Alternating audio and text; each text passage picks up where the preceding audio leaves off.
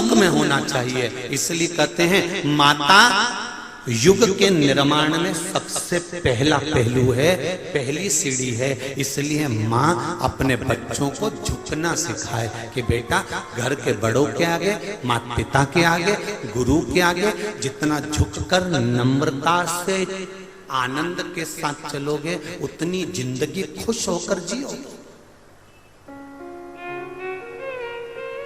अकड़ नहीं रखना। एक अपना बल, अपने भीतर का विल पावर मजबूत रखिए। आपको अभी कथा में कहा था, बच्चा उछलता है, हंसता है, उसको मालूम है मुझे कोई पकड़ेगा। उसी तरह कितना बड़ा भी दुख आ जाए, कितनी बड़ा भी कष्ट आ जाए, जिंदगी के पहलू पर कभी भी दुख सामने आकर खड़ा हो जाए, तुम्हारे चेहरे पर मुस्कुराहट होना चाहिए, रोना नहीं।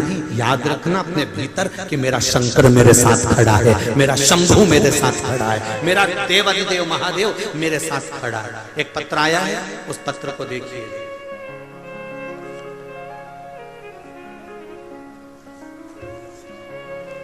एक व्यक्ति को अगर कोबरा नाग डस जाए, किसी डॉक्टर से पूछना कि कोबरा नाग डसा हुआ व्यक्ति जिंदा रहेगा कि मर जाएगा, आपका क्या कहना है? कोबरा नाग डसता है और व्यक्ति के प्राण 22 मिनट के अंदर छूट जाता है। ये निश्चित है कि वो मरेगा।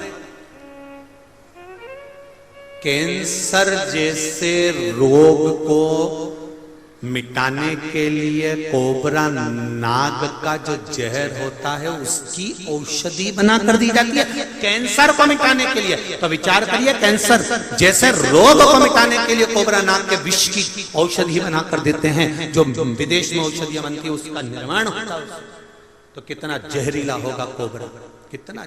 एक पत्र आया है, हर्ष चौबे, कहीं बैठे हो तो हाथ हिलाइए। हर्ष जी चौबे कहीं बैठे हो तो दोनों आती हैं, दोनों हाथ हिला दे। हर हर महादेव। पता है चंदेरी राजा शिशुपाल की नगरी अशोकनगर। मेरी उम्र 22 साल है गुरुजी। मैं अपनी पढ़ाई के साथ ही मैं अपना बिजनेस भी करता था। बाबा की कृपा से सब कुछ जिंदगी में मस्त चल रहा था। 4 दुकानें थी। हर रोज की तरह मैं घर पर रात में दुकान से आया और भोजन करके सो गया। उसी रात में 3 बजे मुझे लगा कि जैसे मेरे सर पर कुछ बैठा है। मैंने अपने हाथ से आंख बंद में ही उसको हटाया।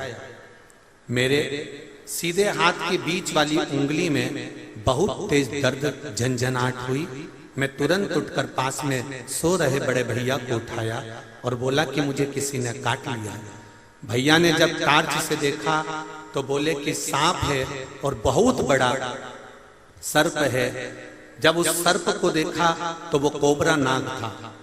गुरुदेव क्या वर्णन करें, उंगली में से 2 दांत नाग के गड़ चुके थे, रक्त निकलना चालू हो गया, खून आ रहा था। सांप 4 फीट लंबा किंग कोबरा था। मुझे 3:40 पर चंदेरी के अस्पताल में एडमिट किया गया और स्नेक बाइट के इंजेक्शन और बोतल लगना प्रारंभ हुई। ठीक आधे घंटे के बाद मेरी आंख बंद हो गई। इस बच्चे का फोटो देखिए जिसको कोबरा नाग ने डसा था, वो भी सामने खड़ा हुआ, फोटो भी लगाया गया। मेरे परिवार वाले मुझे केयर से ललितपुर के उत्तर प्रदेश में ले जाने लगे और ललितपुर ले जाने लगे। रास्ते में 2 जगह पर मुझे विश्राम देते हुए शरीर में दर्द अधिक होने लगा, उल्टियां प्रारंभ होने लगी, आंखें बंद होने लगी। 11:30 पर ललितपुर पहुंचे। डॉक्टरों ने जांच इंजेक्शन बताया और कहा कि यहां से आप झांसी ले जाएं, ये बच्चे की अंतिम सांसें चल रही है। झांसी मेडिकल अस्पताल में लेकर गए तो वहां पर कह दिया अब इसमें कुछ बच नहीं रहा, इसको ग्वालियर ले जाओ। तभी मेरे घर के लोगों ने हाथ जोड़ के निवेदन करा कि आप महादेव के भरोसे पर आप इसी हॉस्पिटल में भर्ती कर लो। उसको उसी हॉस्पिटल में रखा। जवाबदारी मेरे माता पिता ने ली और मेरे माँ ने मोबाइल चालू कर कर शिव महापुराण की कथा और श्री शिवाय नमस्तुभ्यम का जाप मेरे मोबाइल पर मेरे पास लगा दिया। गुरुदेव मुझे आईसीयू में भर्ती करा गया। बाबा की कृपा किसको कहते हैं गुरुजी? केवल शिव पुराण, ओम नमः शिवाय, श्री शिवाय नमस्तुभ्यम, केवल यही मेरे साथ था और मैं अंतिम घड़ी गिन रहा था। मेरे बाबा ने मुझे बचा लिया। ये शिव है। बैठो बेटा। हर हर महादेव। बैठ जाइए। गुरुदेव मेरे सर पर काल था पर मेरे महाकाल ने बचाया। तब से मैंने सोच लिया बाकी की जिंदगी मेरी महादेव की है और उसके लिए समर्पित रहा। बेटे ने अपना फोटो भी डाला है। शिव कृपा किसको कहते हैं? तेरी कृपा बिना न हिले एक भी लेते हैं श्वास, तेरी कृपा से तनो तनो। एक कैंसर वाली माता ने अपना पत्र लिखा, देखिए।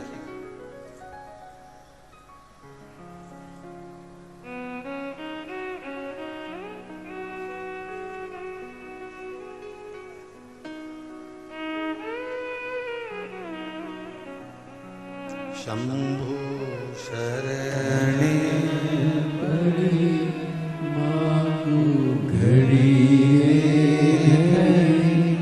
दुख काटो दया करी न दर्शन आओ। मैं अमित नामदेव, निवासी अशोकनगर, बजरिया मोहल्ला। कहीं बैठे हो तो हाथ हिलाइएगा। जहां कहीं भी बैठे हो हाथ हिलाइएगा। मैं अमित नामदेव, निवासी अशोकनगर, बजरिया मोहल्ला। गुरुजी आपको सादर प्रणाम। चरण स्पर्श। पिछले 3 महीने से काफी परेशान था। मुझे अचानक पेट में दर्द हुआ तो मैं इलाज के लिए अस्पताल गया। डॉक्टर ने मुझे सोनोग्राफी करवाने के लिए कहा। मैंने सोनोग्राफी करवाई तो उसमें मेरे पेट में गठान बताई गई। मैं काफी परेशान रहने लगा। मुझे कुछ समझ में नहीं आ रहा था कि मैं क्या करूं। फिर मैं अपनी संतुष्टि के लिए कोटा इलाज करवाने के लिए राजस्थान गया। वहां भी मैंने सोनोग्राफी कराई तो उसमें भी कैंसर की गठान के लक्षण डॉक्टर ने बता दिए और कहा यह निश्चित है कि आपको कैंसर है। डॉक्टर ने मुझे ऑपरेशन की सलाह दे दी तो जांच करवाकर अशोकनगर आ गया।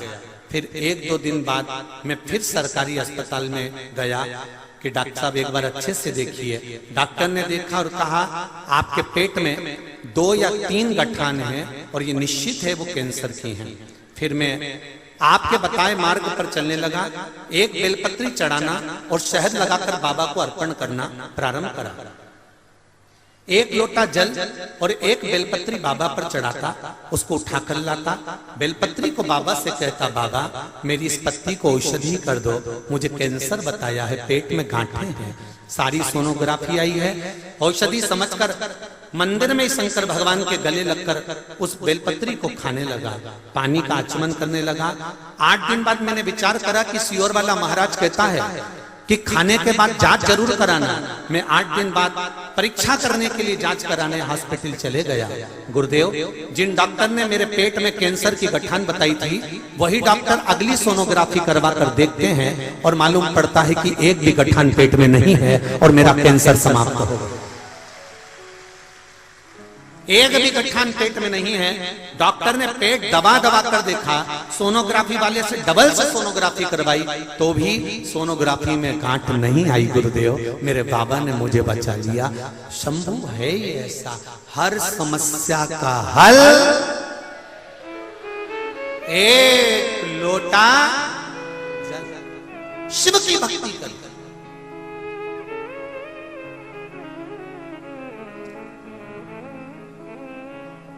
उसकी कृपा बिना नहीं मिल सकती। बड़ा कठिन है साहब। फिर निवेदन करूंगा अशोकनगर वालों, तुम्हारे तो बिल्ली के भाग्य से छीका टूटता है ना,